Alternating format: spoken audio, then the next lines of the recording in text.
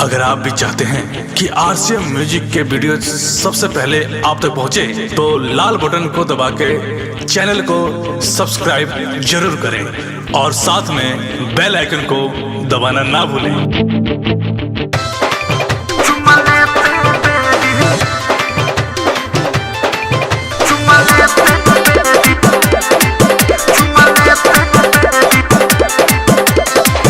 पलंग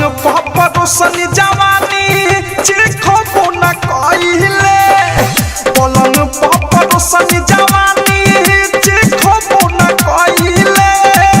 हसनी तो रोक गइले सखी चुमा लेते बेरी सैया के सरक गइले सखी चुमा लेते बेरी कैसे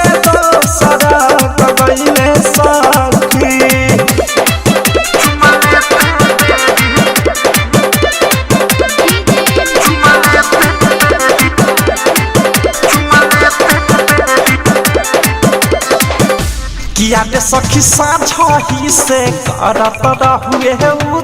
तुल किया दे सखी ना के माहे खाइल पियल फेंक दिहले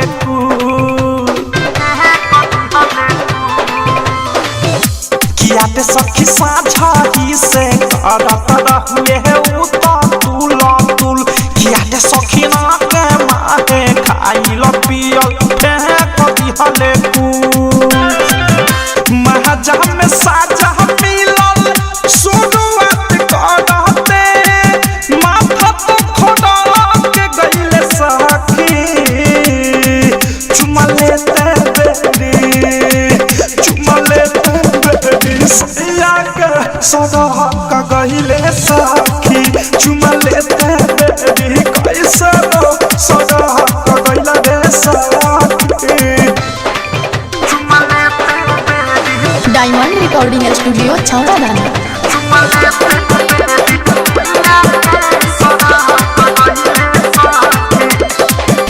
किया दे सखी हाथ झाड़त आइले पियावा खाना खा के हाथ सखी ले तो रहले चुमा पियावा कामा छा ओढ़ा के किया दे सखी हाथ झाड़त आइले पियावा खाना खा के हाथ सखी ले तो रहले चुमा पियावा कामा छा ओढ़ा के कहा जाने कौन सौतन याद उनके कइले आँख तो फोड़ा के गइले सखी चुमा लेते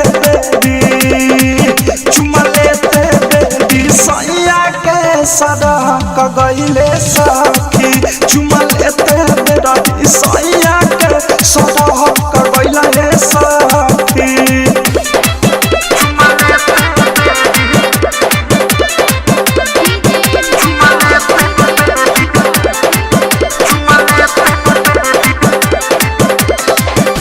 किया दे सखी हवा